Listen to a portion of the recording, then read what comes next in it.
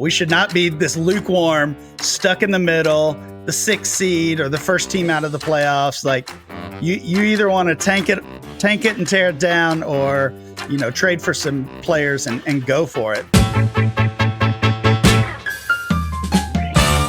Are you of the belief that the off season is better than in season as a fantasy analyst?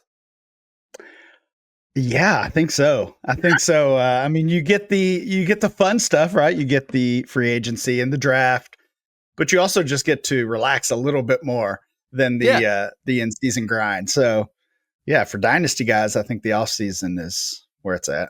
It's not as monotonous, at least. This is my first perspectives episode of the off season, so I haven't done a perspectives episode for a while now, and of course, got to bring on my Dynasty 101 here and Ryan McDowell.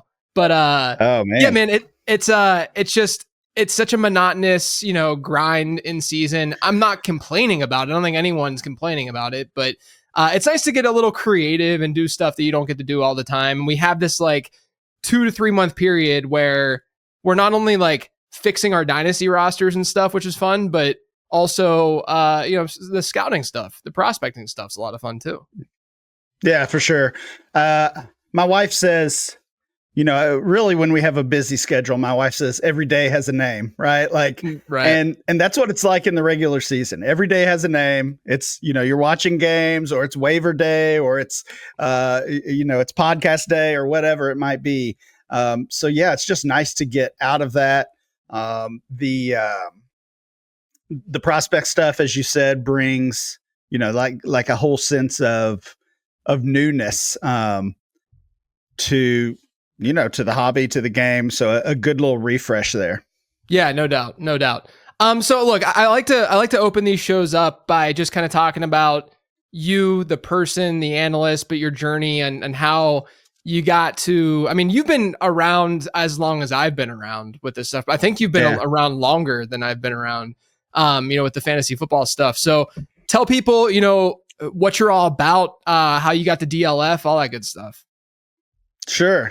So let's see. I started playing Dynasty, really started playing fantasy in like 05, 04, 05, something like that. A work buddy got me into it. I'd never played fantasy. I played Dynasty.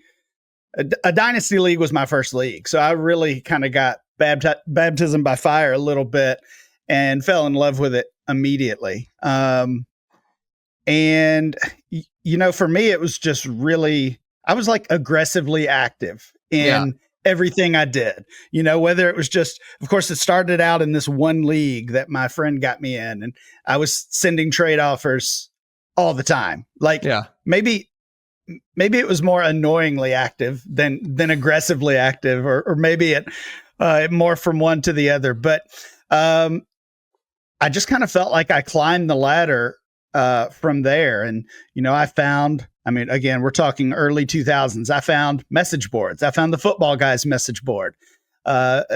Basically became one of the more active members and there, and having conversations and building relationships and doing that kind of stuff every day. Throughout the off season and everything. And then Twitter was really the game changer for me. Just kind of carried that community building idea over to Twitter. And eventually that led to the guys at DLF reaching out and asking if I was interested in writing. I'd done a little bit of writing. I'd done some stuff for Sigmund Bloom over at Football Guys. Just, like not even paid content, just very, very low level stuff. So I don't know. I didn't feel like it was something I was seeking out necessarily as far as getting into the content creation space. I was actually, it feels funny to think about this now. I was actually nervous that I would be able to come up with enough ideas to write about. Yeah. And here you are 15 years later. Yeah, exactly. Is there enough content, or am I creative enough to think of something to even write about? And that wasn't really a problem once I got started. Yeah. But that was, sorry, go ahead. No, I was going to say, what year was that? Yeah, that was 2012 when they Okay. brought me on. Okay. So and have been there ever since. Kind of climbed the ladder there. Was again super active. I was one of the first paid writers that DLF brought on. That was right about the time that they moved to a subscription model, like so many other sites did. 10 or 12 years ago. So yeah, it kind of just fell in my lap, but at the same time, I worked hard for it, right? Like, I mean, I felt like I was always doing fantasy dynasty stuff Yeah. for the past decade plus. Yeah, I mean, well, not only that, I don't think people realize that you have a job too. Like you're not Yeah. just strictly doing the DLF stuff. I mean, you have been Right. a teacher have you just been teaching since college, just out of college? That's what you did? Yeah. Yeah. Yep. Started teaching in 1999. Yeah. I'm still teaching at the same school. I've been at the same school ever since. If things go well, I've got a little over a year left and I can actually retire and then we'll see what happens with the fantasy football space. But yeah, it's funny. So again, at DLF, I started out as one of the 4 or 5 new writers that they brought on, the first time they had ever hired writers. And over the years, just worked my way up, right? We have a senior writer status. I accomplished that. And they created I think they called it a team lead role or something, basically kind of gave me a new title. And eventually, after about a decade, got an ownership stake at DLF. And I remember, and this is, maybe it wasn't 10 years. This is probably 4 or 5, 6 years ago at this point. But I remember they announced that on Twitter and kind of made a big deal about it, which was nice. And lots of congratulations and kind words and things. But a lot of the comments were like, "Oh, I thought you started DLF," or "I thought you already owned DLF." So Right. that was funny to see. But yeah, you're right. A lot of people just assume this is my full-time gig. Sometimes it certainly feels like it with the hours I put in. Let's just say after work. Yeah. In air quotes, maybe. Yeah, exactly. No, I mean, like, like, we record at 1:00 on a Wednesday here. Yeah, exactly. To be fair, like, I do think that yourself, your brand, your being is very much so synonymous with DLF at this point. Not only because of longevity, which, by the way, you being at the same school and being at DLF all this time, you are like Mr. Loyalty. My God, like you have found your spots and you stick with them, and that's really good to see. It's great to see because it's not easy to find that, especially in today's business world and job world where people are understandably moving around because if they don't feel comfortable, Sure. then do it, but it's nice to see the opposite end of that where, you can stick around the same spot and enjoy it and get fulfillment from that, with both of these gigs that you've had. Now you mentioned that you started in Dynasty basically as you got into fantasy football, which is not the normal path. I've always, and this Right. is sort of like a business take from my perspective too, but as the fantasy football industry matures, you find people more and more obviously kind of going down that marketing funnel and that playing funnel, if you will, going from, okay, Yeah. I'm going to join my office league to, oh, I really like this. And, you're going to lose some people along the way, but it's the people that are very into this that then get into Dynasty, that then get into Devi, and they just get more and more into this game that we all love. But you starting from a Dynasty perspective is way different than almost anyone that has hopped on perspectives in the past. So what do you think? And obviously I know, you and I have played in dozens and dozens of leagues together through the years. I know that you play a lot of Dynasty, but you play Redraft too. But what is it that makes you like Dynasty more than Redraft? What makes it a better game? And if someone's thinking about making that switch, what do you think the selling points are? Yeah, I always say it's like in this time of the year is really the perfect time to figure it out, right? If your fantasy football season ends, your work league, your home league, family league, whatever it might be, if that ends and you miss it, right? If it's like week 17 or the playoffs are rolling around and you're missing the idea of setting a lineup or checking scores, you probably need to try out Dynasty. Like that's kind of your calling, I think. But for me, it's just the year-round aspect I love because, well, I didn't necessarily have that experience because, again, started with Dynasty, so I didn't know there was any other way. But once the season ended, and it's January, February, you're enjoying the playoffs, but you're also looking ahead to those rookies, or you're thinking about the big free agent signings, or what have you. Those are things I enjoyed, and you and I and so many others grew up playing Madden or playing all these video games where, I didn't even play the game really, right? Like just sim to the off season, sign the free agents, make the trades, do the drafts. That was always more enjoyable for me, and in a lot of ways, that's what Dynasty is. So I think those are certainly good things about it. Just the year-round piece of it. I really like the idea of Dynasty managers just having different goals, right? Your team is in a different spot, and it can be enjoyable to tear down that team and totally rebuild from scratch. That can be a fun process inside of the game, and obviously that probably means you're not winning for a year or maybe 2 years, but again, that can be fun, and that's of course not something you would ever want to do in a redraft league. You would never want to lose or want to trade your best players for futures or whatever, young guys, unproven guys, whatever it might be. I've been playing Dynasty probably for about 10 years or so now. And I'd say about 3 or 4 years in was when I really beefed it up and played more.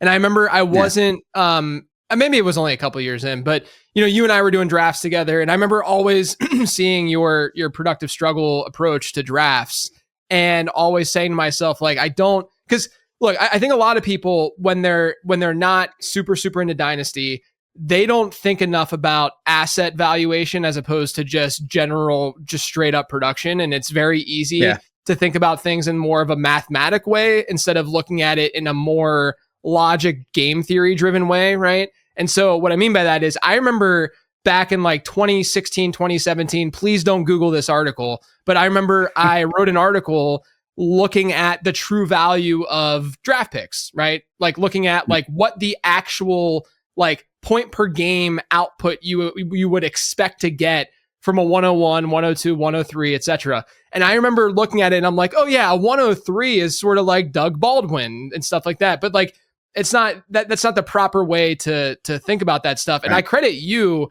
just through me playing a lot, right? And like seeing things and just experimenting with things, really opening my eyes to just seeing that side of things. And now I always preach the idea of your team needs to have both a production side of it, right? Because you need to eventually win. You can't just accumulate the value side, but the value side is the other side, right? Like you need to have in the market, you need to have these pieces on your team that are accumulating value, even if those guys aren't necessarily the ones that are giving you insane production. And so, I say this because you've made me a better Dynasty player coming from a redraft perspective, more so a redraft perspective. That's where I got my start with all this stuff. But from your perspective, what has helped you in Dynasty then become a better redraft player? Because look, right now I'm working on the prospect guide, trying to get that out the door. Yeah. And there's plenty of people who are like, oh, I don't need the prospect guide because I don't play Dynasty. And look, I'm not saying all this just to sell my prospect guide. I'm saying this because I want to hear your thoughts on what Dynasty has done for your redraft game, not just, how you play Dynasty and how good you are at Dynasty. Well, I mean, you mentioned the prospects, and I do think that's kind of the obvious, and that's the right answer for me is that you're able to get in on some of those younger players, typically rookies. You're just more aware of them. You know more about them, their situation, their upside. So yeah, if you look at my my Scott Fishbowl roster every year, it's littered with rookies, and that has helped. But that's like a blessing and a curse kind of deal, right? Sure. I mean, I always feel like my dynasty is showing on my redraft rosters that we're slanting a little a little too far towards those rookies and those young guys. But I mean, we've typically seen across all four positions, we've seen the average age of top 12 and top 24 scorers. Those players are getting younger every year. We're not. I mean, right? Like the third year breakout wide receiver feels like. I mean, it doesn't even feel like 10 years old. It feels like 100 years ago. Right. That was even discussed. And obviously, we've always kind of been able to count on rookie running backs to some degree, but rookie quarterbacks, rookie tight ends are making an impact earlier and more often than ever before. So I think just playing Dynasty and shifting that information, that knowledge over to Redraft can certainly be beneficial in scoping out those young guys.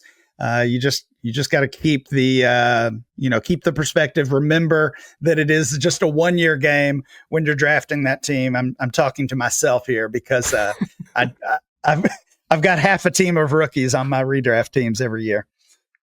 I mean, look, historically, rookies have been pretty decent draft picks versus the market, at least in redraft. So you're not totally going crazy by taking all those first year guys. But yeah, I always try to like sell the prospect stuff as like, you're going to know who the higher end guys generally are in a draft. Yeah. Like the layman is going to know who those guys are. And, a lot of times this is something that I'm kind of workshopping and thinking about, but like, a lot of times I'll say like in my draft guide rather for season long, I'll sit there and I'll say, hey, draft rookies late, throw those darts because they will hit. Like some rookie will hit. We didn't have as many this year, but some of them will hit. And so, I have someone like Jaylen McMillan as a late round dart thrower or whoever. Sometimes they really, really hit like Puka Nacua. But, Jaylen McMillan's a great example where, he doesn't hit right away. You get the Chris Godwin injury. He's still not really hitting even after the Godwin injury. And then eventually things kind of come full circle for him. And I say I'm workshopping this a little bit because I do think that there's something to, especially in a more casual league, not really going after those guys aggressively in your draft, but just making sure that you're ready for them on the waiver wire when those times sort of arise.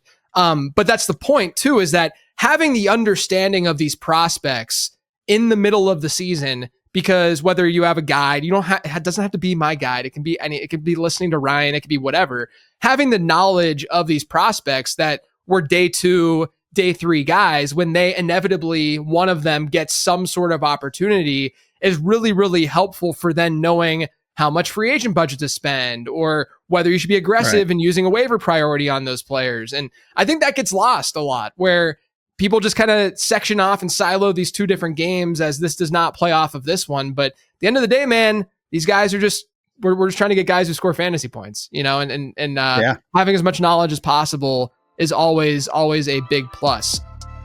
This episode is sponsored by Underdog Fantasy. The big game is this weekend and Underdog has you covered. Underdog's celebrating the big game by giving everyone a no sweat entry. That means you either cash in or you get your entry fee back and bonus credit. Join Underdog before the big game kicks off on Sunday by signing up with promo code LATEROUND to get up to $1,000 in bonus cash when you make your first deposit. And you get a free pick and you get that no sweat entry. Check it all out today, underdogfantasy.com. For you personally, what do you think's been the biggest edge for you in Dynasty? Again, you and I have played in plenty of leagues together. You and I have seen each other in championships and Dynasty through the years. What do you think has been your edge in order to get there consistently?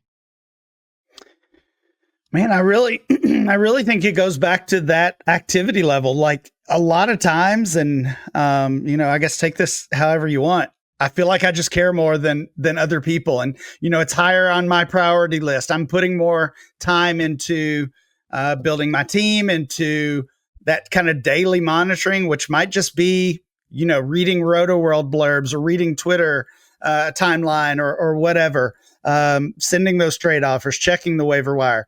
Like as far as success in Dynasty, I'm not a scout. I don't have the spreadsheets, like some people, at least not the in-depth spreadsheets. But I think that's, that's what it is for me. Just being being so active and trying to beat everybody else in that way. I think that one thing that I've found with you too, and you can correct me if I'm wrong. I think that you have a really, really good pulse on the market and understanding, when to let a guy go, when to buy into a guy, just based on, ADP trends. And do you think some of that is you managing a lot of that stuff, or like having done so much of that stuff in your history? Yeah, for sure. So I remember, again, going back to 2012. I certainly recognized even then the importance of ADP. Every time I, did a startup draft, I was looking for ADP. It's so easy to get now. And some of your listeners will think this is crazy, but back then this was not readily available information in any way. Right. A lot of ways you were going in blind to Dynasty startup drafts. And I remember Mike Clay had run a handful of mock drafts to collect ADP. I think he was with BFF at that point. And it was wild to me that you could ask somebody to do a 20 round, pretend draft essentially. And he had stopped doing that. And maybe that was just for one project he was doing. I reached out once I started at DLF. I reached out to Mike and, kind of said, do you care if I pick this up? And obviously got his blessing there. And I've been doing ADP mock drafts every single month, including in season, since late in the 2012 season. So yeah, I feel like I'm pretty up to date on those value trends. And I think that's a huge piece of it. This will just make you go crazy, but probably for the first 4 or 5 years that I collected that ADP, it was manually entering every single draft position into a spreadsheet. Oh my God. Before I think Scott Fish finally showed me how to save some time there, and that was much appreciated. But I really knew the numbers in and out back then, and in the early years when I was typing every single one of them. But even since then, doing those drafts, participating in every single one of them, I feel like I do have a good sense of the ADP and the trade market, the value overall of these players. And again, that just goes back to being active as well. You don't have to do every single mock every month, but checking out that information, understanding how the value is changing and how it changes so quickly. We've got, we of course love what we do over at DLF, and when we like the consistency of it and the historical data we have to offer. But Keep Trade Cut is an awesome resource, and they're able to kind of pick up the slack on things that we can't, or honestly just can't do, in that they're getting that information updated. Right. I was going to say daily, probably, hourly. Immediately. Immediately. So you see some crazy value shifts there, and that's always a good indication of the market of a player too. Yeah, 100%. And that's the piece too, where, like, again, you being active, anyone being an active manager can really, really be helpful. Cause like for me, I'll be doing my dynasty rankings, I update them once a month, and I'll be updating them. And then after I'm done updating, I'll compare them to different markets and stuff. And I'm like, whoa, I had no clue that this player was being valued in this way. And so it's important to be on top of the market component piece of it. And I feel like you've definitely always, had that as part of your arsenal. With other dynasty managers though, what have you seen through the years that they just get consistently wrong, that they do wrong and incorrectly? I think they're probably, I think it's really easy to get stuck in the middle of your dynasty league, right? And there's a Bible verse that basically says, "Be hot or cold, but don't be lukewarm."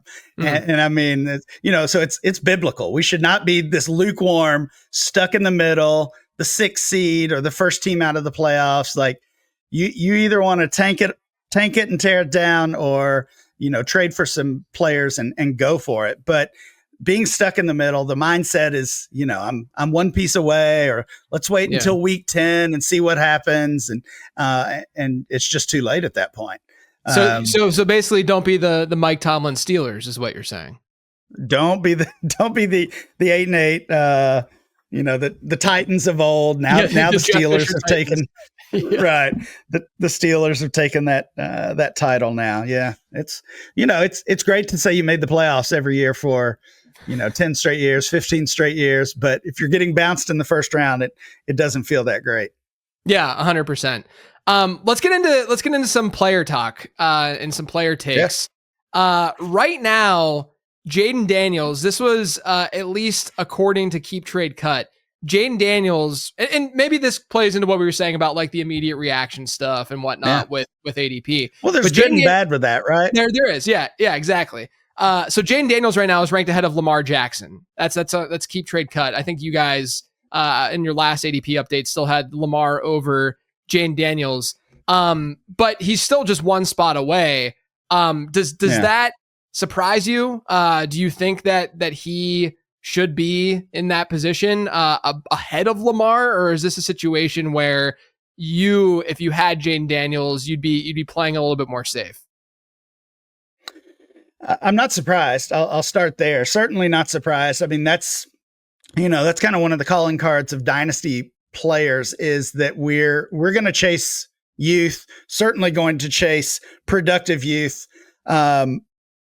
as hard and fast as we can, right? I think actually I saw a tweet from KTC that he had even overtaken Josh Allen. So maybe Daniels may be up to that top overall player in the Dynasty Superflex format. We'll have to check on that. But regardless, he's in the conversation no matter whose data you want to go by. And I mean, we've just obviously got the consistency from Lamar Jackson. I mean, a top 10 fantasy season based on points per game in 6 straight years, I believe. And top 2 the past 2 years, of course, coming off his career best year this year, and he's 28 years old. So, I mean, I love, and I do this, I recommend this. Buying years is what I refer to it as. So if you've got Lamar Jackson at 28 years old, you've got Jayden Daniels at 24 years old, you can make some transaction there and maybe even get something back potentially. You're buying 4 years back and getting similar production. So that's what you have to really decide. Is the production going to be similar? Lamar outscored him by 3.5-4 points a game this season. Is that a fluke? And that's the toughest thing that's the toughest question to answer this time of year with guys like Daniels, because we've seen it before. I mean, he looks like a surefire, decade-long QB1 dynasty asset, but so did RG3. And even this time last year, and they're not in the same category as far as accomplishments on the field. But this time last year, we were talking about Anthony Richardson as the top 5 dynasty quarterback, and now he's outside of our top 15. So yeah, I mean, there's obviously risk. In the end, I'm still taking Lamar. I'm taking Lamar. I'm taking Josh Allen. I think it's fair to look at Daniels over everyone else, though. Hurts. Mahomes, anybody else you want to throw in there.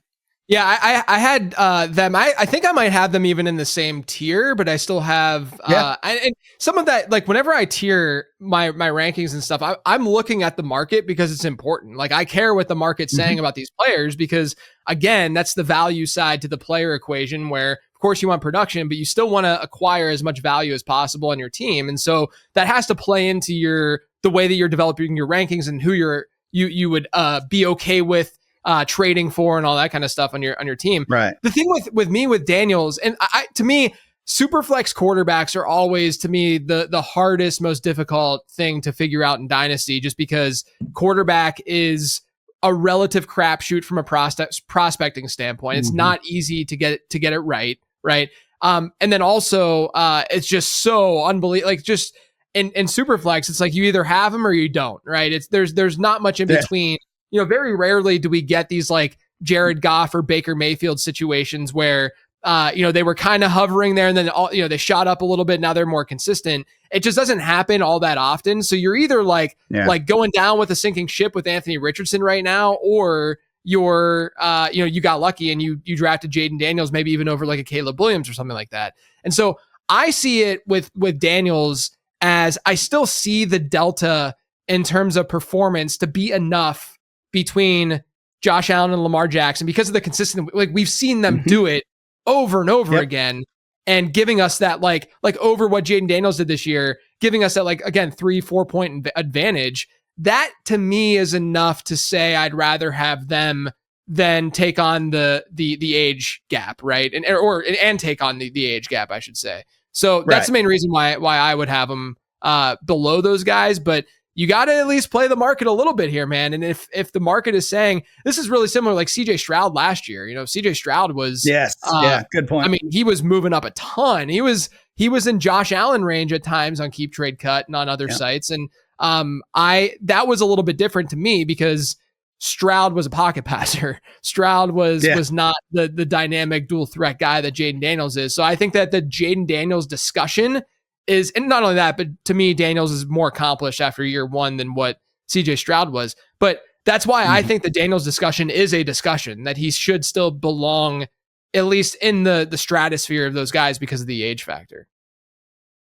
Yeah, I'm totally with you. You talked about the importance of those dynasty tiers in your rankings. And typically when I'm deciding if 2 players, 3 players are in the same tier, I just try to have that conversation with myself. Is there any scenario where I would take this player over this player? Right. Is there any scenario where I would take Daniels over Lamar or over Josh Allen? Sure. Yeah. There is. I mean, typically 80-90% of the time I'm going to prefer the 2 veterans, but yeah, there's a time I would go with Daniels, maybe if I'm going heavy with a young roster or what have you. So yeah, I do think because of that, I do think they belong in the same tier. Yeah. Yeah. So I was also looking at DLF ADP, January ADP, and the rookies outside of Daniels, you guys have it with ADP. I shouldn't say that you're ranking them this way because I'm going to ask you how you have them ranked, but it was Bo Nix, then Caleb Williams, then Drake May. Now, look, I'm not the biggest rankings guy in the world because I think there's a lot of nuance to this, right? Like we're looking at this in a very linear way. There's a very real chance that those 3 are really clumped together and there's a big tier break after whatever, right? But I'm curious about your thoughts on the rest of this rookie class from last year. Really, really good rookie class. Where you would have them ranked, especially now that Caleb Williams has Ben Johnson, Drake May has a new head coach and new coordinator up in New England. Would you agree with that ADP or do you have them mixed up in a different order? Yeah, I've got them in a different order. There is actually a pretty sizable gap in our ADP between the 3 of them. So you're looking at about a round, a full round or more between each guy, not necessarily close.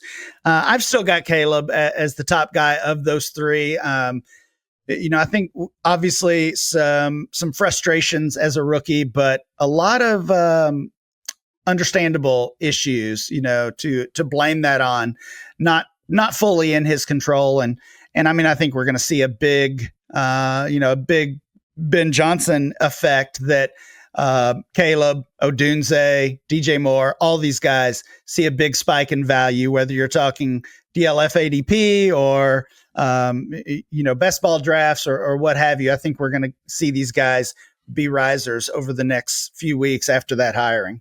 Yeah. Do you think that there's speaking of that really quick, do you find that there is still a lag with that because people are wanting to see how other people are reacting to news items like that? So obviously, the Bears get rid of their coaching staff. They hire Ben Johnson, the hottest ticket item, for in this coaching carousel, and an offensive minded coach who's done marvelous things in Detroit, just crazy good things in Detroit.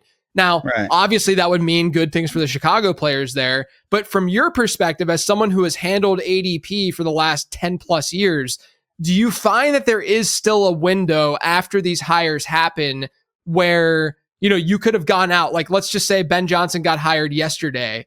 you could have gone out and traded for Caleb Williams or Rome Odunze and still gotten a relatively decent discount on those guys before like the inevitable. Like, do you think that they're still going to rise over the next month from now moving forward? Or do you think that that's already happened almost immediately?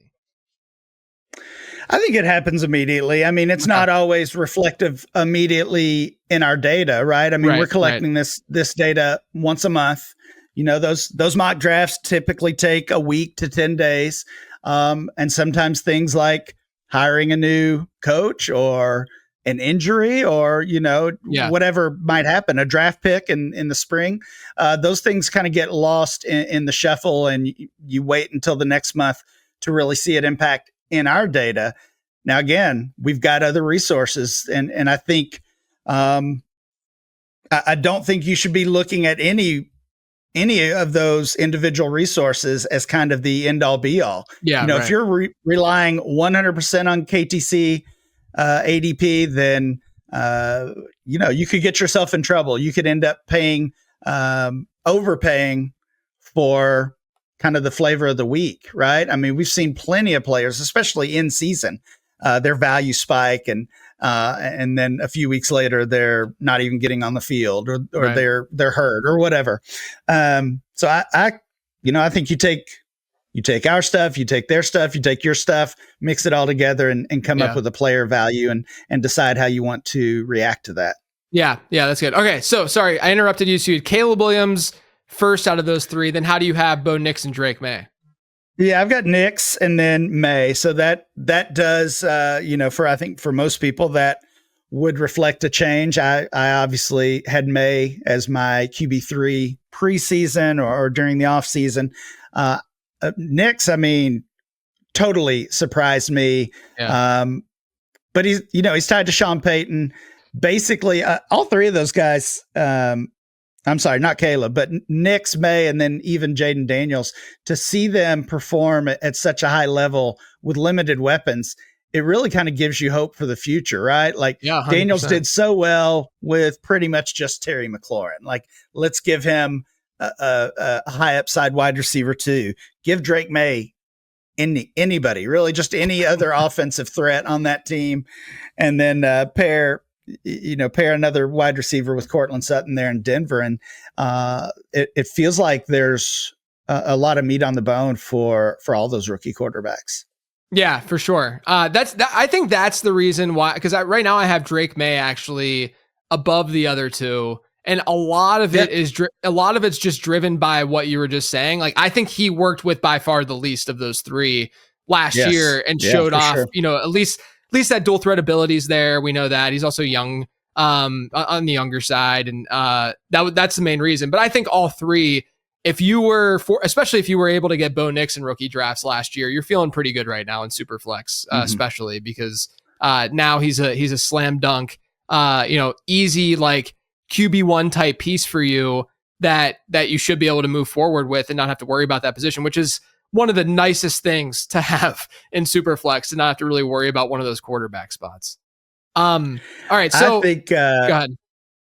I just think we've heard a lot about this. I know we're going to talk prospects a little bit in a few, but we've heard a lot about how poor this quarterback class is. And, the two guys at the top, potentially, I think that realization of there's not much coming as far as rookie quarterbacks, I think we could see a value boost for May, and especially for May, but really for all those rookie quarterbacks from last year.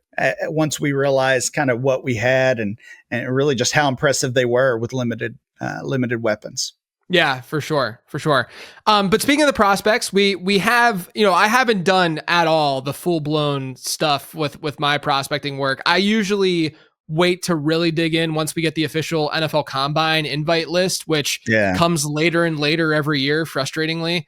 I've done some work though. I've looked at, I look at NFL mock draft database a lot to just see where guys are projected to go and whatnot. And the running back class from the 15 or so guys that I've inputted into my prospect model, the running back class looks great. Like really, really strong players across the board. So my question to you is that now that we're in this time period in the NFL calendar where the draft, we're basically waiting for free agency and the draft. Free agency doesn't hit until March. The draft hits late April. Are you at a point where you think that because people expect there to be these good running backs, maybe we could get a discount on some existing running backs and backfields?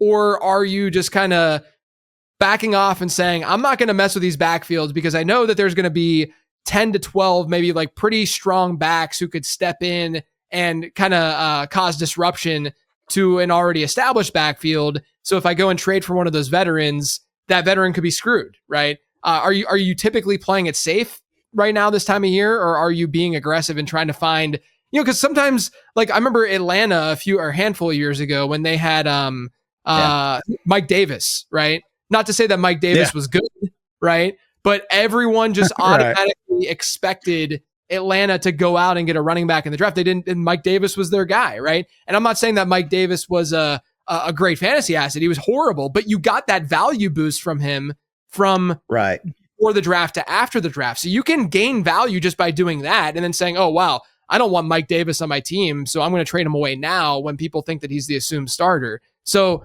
how are you handling that? Is it just case by case for you, or is it something that you aggressively kind of do or don't do?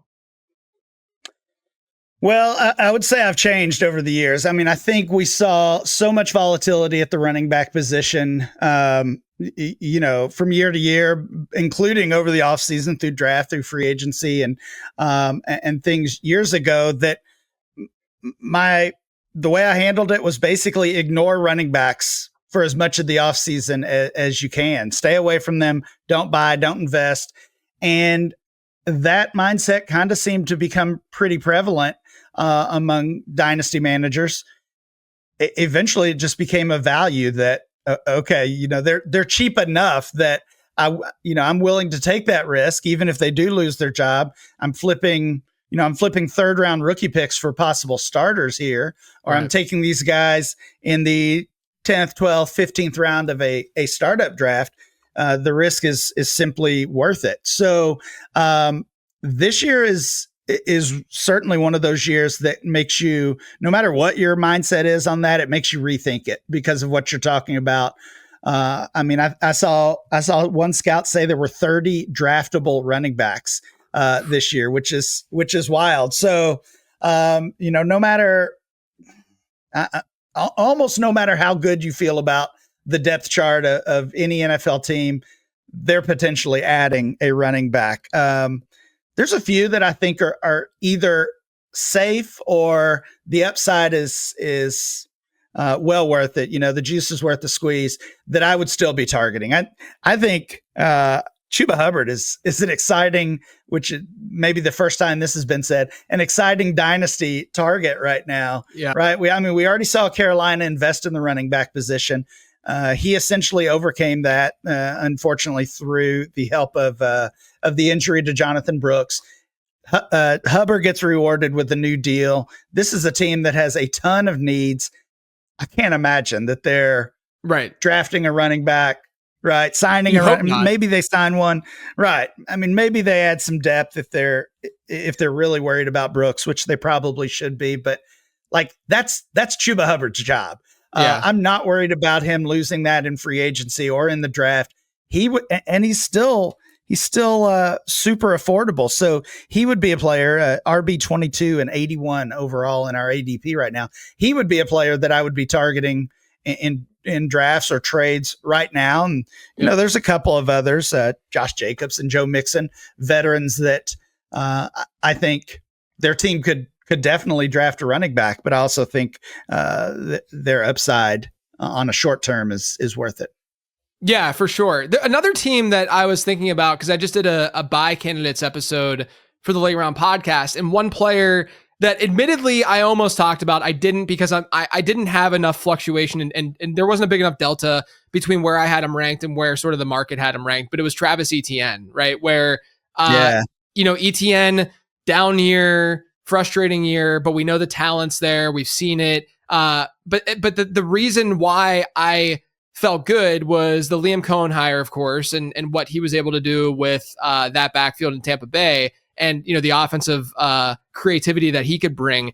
But also they have Tank Bigsby, and I don't know if they're going to be a team that would go after, like, why would they necessarily, unless they're thinking more longer term, which is very possible. But, they might be a team that at least in the day one, day two, wouldn't necessarily be aggressive in going after a running back. Are there any teams though out there that might surprise you that could go after a back? I mean, I saw Ashton Genty get, he got he got mocked, in a Lance, right? In a Lance Zierlein recent mock to the Jets, where I would be shocked out of my mind if that happened. But Lance is tapped in. I mean, this is not just like a random person that's putting together a mock draft, right? And so like there could be, like, this class is that good that there could be that kind of disruption out of nowhere where we're like, oh, they have Breece Hall, they have Braylon Allen, they have Isaiah Davis. I think the Jets would be nuts if that ended up happening. But is there a team out there where you could see a little bit of a surprise where we're like, okay, they're feeling pretty comfortable at running back, or we think they are, and then all of a sudden they go after one on day two because this class is looking so good? I mean, there's a bunch. Honestly, there's probably a 10 or 12 that look like they have established starters. But I think it wouldn't be surprised. I wouldn't be surprised if they drafted a day two running back. There's so many factors to really think about. I think we look at the depth chart, right? We look at the Jets depth chart, and we see Hall and we see Allen and Davis, a couple of rookies who had some success last year, and we crossed them off the list. But you're still thinking about a new coaching staff, right? Breece Hall, as highly as he's valued in Dynasty, Zierlein pointed out in his write-up, has never had 1,000 rushing yards, has dealt with injuries. So, I mean, it would still be very shocking, I think, even after he's kind of put that out there. But we've seen crazier things just a few days after the big NBA trade, right? Yeah, exactly. We shouldn't be surprised by anything at this point. But the Titans were one that I think could make a move, and they're a team that has a couple of running backs already, and Pollard and Tyjae Spears. That would be a team that I could see drafting a running back that would be a surprise. And Pollard, I think, probably has one more year there, and they have an out on his deal that they could move on. Spears, obviously a pretty messy injury history, and he's been in and out of the lineup for them as well. So, but like I said, there's a ton. I mean, the 49ers have to do something. The Giants, the Dolphins have to add somebody. So, guys like Achane, guys like Isaiah Pacheco in Kansas City, they're going to get a new teammate, right? They're going to get some new backfield competition, and just the level of investment there will really tell us how we need to value the veterans moving forward. Yeah, the other thing that I've thought about, because I'm in the process of sort of putting together the year two profiles that I do, because I have the year two model that looks at sophomores in the NFL, right, and guys who just completed their rookie season. Not only did that running back, the running back class from last year is like the worst one that model has seen over the last, since 2011, which is what it dates back to. It's that, because even what year was it? The 2014 class with like Jeremy Hill and it wasn't like that was 13, I think. Yeah. I was thinking the following year, I think, because I'm looking at the year two model, so that would make sense. But even that class had at least a like this one has Bucky, I get it, like Bucky Irving and Tyrone Tracy had a good year, but it's always fragile when you're talking about a day three running back being the top running backs in a class, right? And it's scary. You even mentioned the Giants. I think the Giants are a prime candidate to draft a running back this year. And so I'm looking at it as maybe it's not even so much the super high end backs, the Breece Halls, even to your point, the Joe Mixons and the Josh Jacobs that take a big hit, but more so like the Isaac Guerendos, the ones that we kind of thought, oh, maybe they could be the equivalent value of like a second rounder and rookie pick or something like that. But they're just toast after what happens in this year's draft, potentially, right? I think that the Bills will keep things the way they have it, and Ray Davis will probably be safe, but maybe they go and add someone else, and they think longer term because James Cook's rookie deal is about to end. There's just a lot of those scenarios out there where, Jalen Wright, you mentioned the Dolphins, like Jalen Wright is sitting there where it's like, okay, is he going to be the RB2 or is he not going to be the RB2? I'm not saying either way. I'm just saying I think that people should be thinking about not just the starters in these situations, but these depth pieces that 1,000,000% are fragile and in these really, really bad places. Yeah, I totally agree. I do a series at DLF. I'm kind of in the middle of it right now, just called Landscape, basically looking at depth charts. We've got all the RB1s listed, all the RB2s, and there's some pretty obvious gaps on each line there. But you look at a situation like Chase Brown in Cincinnati had an awesome breakout season, but they have nothing behind him. Like 100%, they're adding a running back, and if you've got Chase Brown on your roster, you're just hoping it's like a 4th round, goal line type back or something like that. Right. Because if they draft, Judkins at the end of round 2, Chase Brown's value is destroyed almost, right? Right. It's at least, even if it's not gone, it's at least in a state of confusion. I mean, I remember you go back a couple years ago, and a group of us at DLF always get together in random cities across the country to watch the NFL draft. So we're hanging out all weekend. We're responding, kind of in real time to all these picks. And Seattle on day 2 takes Zach Charbonnet, who was viewed as kind of a top 2 or 3 back in that class. And it was immediately viewed as by us and pretty much everybody else as a negative for Kenneth Walker. Right. And of course, we kind of know how that's worked out. Charbonnet hasn't done much outside of some injury replacement games. And Walker has mostly been fine when he's been on the field, but that's kind of the default. So if the Bengals draft Judkins on day 2, we're going to look at it as a negative thing for Chase Brown. And then you get to decide if you want to buy low on Chase Brown, right. or just stay away. Yeah. There's a lot of situations. This is where, in my opinion, it's the most difficult, but also could be the most fruitful for your dynasty teams. Like right now, I called. So the Steelers are in a position where Najee Harris is likely, he's a free agent. Who knows? I don't think that they're not going to necessarily go and re-sign him. But maybe they do. Maybe they want Najee Harris. I just don't think it's going to happen. So that leaves Jaylen Warren, who's a restricted free agent on that roster. Now, I see Warren though as a player that we already know that archetype and who he is and what he will likely bring to the table, which is, probably an injury fill-in / maybe a flex play for your roster, especially in like a deeper lineup format, right? Where he's a good pass catcher, full PPR league. We're going to like him a little bit more. He's a solid, efficient back, but never going to be a bell cow, Jaylen Warren. Maybe if his tandem partner gets hurt or something like that, and he has a 2-game stretch, what have you. But to me, in this environment, if you had to sort of buy into and this is why he was actually a buy for me on my show this week. If you had to buy into a running back right now, that's kind of the archetype that I would buy into, because know that he's likely not going to lose an insane amount of value, right? Like I don't think the Steelers are going to repeat their mistake and get another 1st round running back this year when they have other needs, especially at like wide receiver. So let's say they get a day 2 running back, which is very, very possible in this environment. I think that's probably the most likely outcome. Maybe they get an early day 3, but regardless, there's still that chance that they don't invest that much in a running back, which would then elevate Jaylen Warren a lot. Whereas if they do go with a day 2 running back, we're going to like that day 2 running back more, but you still might get a little bit of Jaylen Warren.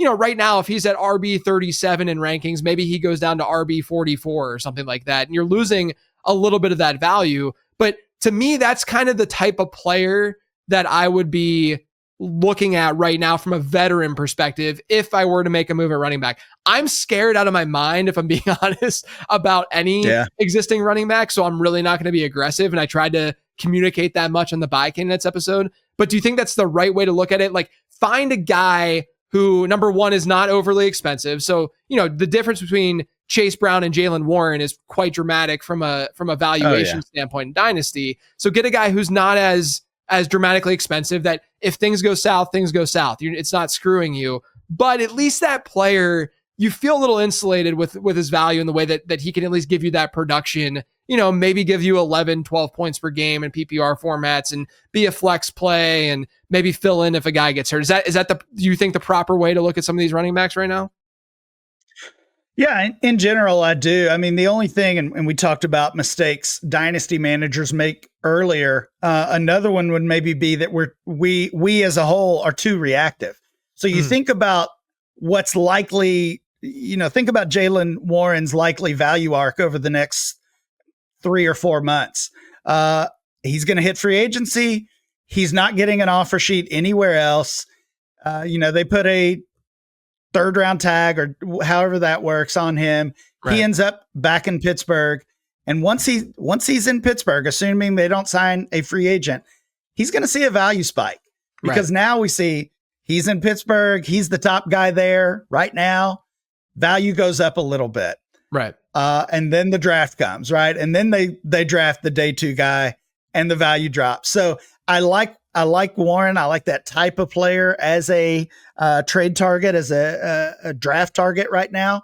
I think if you wait until draft time, NFL draft time, I think he might even be a little cheaper though.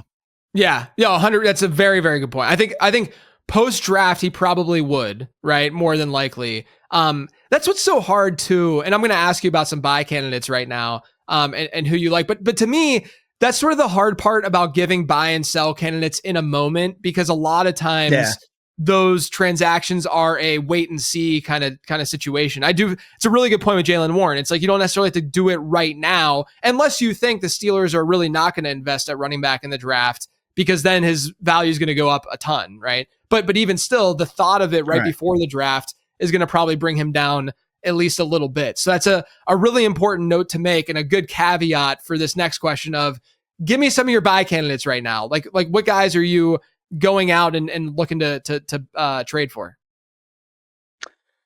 Yeah, I tried to narrow down to one guy per position. Quarterback, again, based on our ADP, this guy stands out. Kyler Murray. He's the quarterback 15 somehow. Expectations were huge last year as he kind of bounced back. Of course, had Marvin Harrison to throw to. I think our buddy Matthew Berry gave him the my guy designation, right? Everybody was in on Kyler Murray, and I was too. I absolutely was, and in a lot of ways, as a cumulative season, didn't live up to the hype, right? But he still had 8 quarterback 1 games. And maybe the most important thing for me, he stayed healthy. He didn't miss a single game, played the full season. I think the first time he's ever done that in his career. So all of those positives, another year with Harrison, another year with McBride, all of those things. And the best part right now is his price. His price is as cheap, basically, as it's ever been. Already talked about Chuba Hubbard at the running back position. He would be the one I would be going for. Not only do I think his job is safe, but he's still super cheap as well. At wide receiver, I'm pretty intrigued with Ricky Pearsall. I can't wait to see how he shows up in your year 2 model, because there was some good and bad, obviously, from his rookie season. Got the understandable slow start after what happened to him there off the field. But I was pretty impressed with what we saw on the field. And that 49ers team, really kind of a team in transition. Of course, they've got the injury issues to their veterans. They've got the contract hanging over their head with Brock Purdy. It just feels like one of those guys, probably Deebo Samuel could be gone off that roster. I just look at Pearsall as a guy who's going to get some increased opportunity next year. And those young wide receivers, almost no matter what, right? No matter what their rookie season looks like, they're always so expensive. He's actually a pretty reasonably priced wide receiver 42. So I would be kicking the tires on Pearsall, and then a couple cheap tight ends I love. Noah Gray.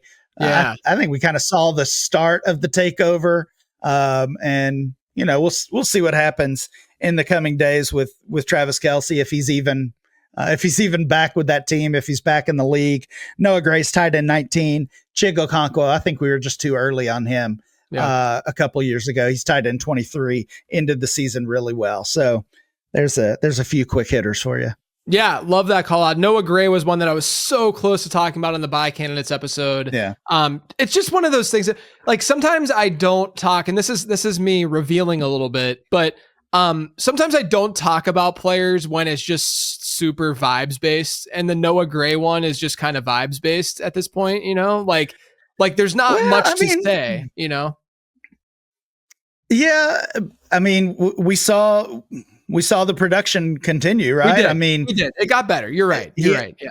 He had a bigger year than he's ever had. This is a team that's always like to use multiple tight ends. So even if Kelce is back, I don't think the cost of acquiring Noah Gray is going to hurt you. And for all the kind of winding door or revolving door they had at wide receiver this year, they have a lot of questions going into next year. Worthy is intact there, but Rashee Rice, is he healthy? Is he suspended? Is he suspended? Is he in prison? Who knows what's going on? I think he's probably a guy I would be going after, but we don't know for sure. And then Hollywood's a free agent. DeAndre Hopkins is a free agent. Juju is a free agent. So I think there's going to be opportunity either way for Noah Gray. Yeah, I'm with you. I think he's a good buy. But speaking of Noah Gray, I don't get to have this happen super often, once a year, where I have a perspectives guest the same week as the Super Bowl. So I got to ask you the most bland, plain question imaginable and say, give me a Super Bowl prediction for this weekend. Man, it's just, I don't even know if I hate to say it, because I don't want to be I don't want to be the hater just because they're so good, but it's hard to pick against the Chiefs at this point. I'm going Chiefs in a close one. It's all about Saquon Barkley and their ability to, I won't even say stop him, but to slow him down. And the Chiefs have been so good against the run this year.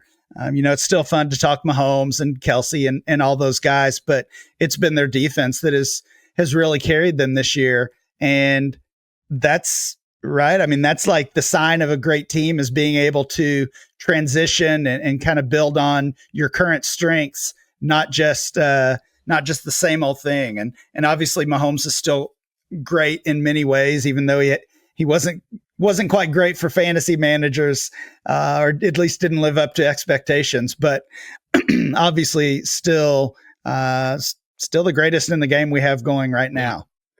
I'm with you. I got the Chiefs. I'm going to say 27-23. There's going to be like a failed 2-point conversion or something like that, or a missed extra point. That's my final. I like it. Yeah, I'm going to go, I'll go 35-32. Oh, that's a fun one. Little higher scoring. Okay. I dig it, man. Thank you so much for hopping on. I always love chatting with you. Always love seeing you at the expo now each year. It's nice to be able to hang out there now on a yearly basis. But let everyone know where they can find you and talk about what the kind of stuff that you're working on. Sure. Find all my work at dynastyleaguefootball.com. I have written content over there every single week, do the podcast, the DLF Dynasty podcast as well every single week. And then find me on Twitter at RyanMC23.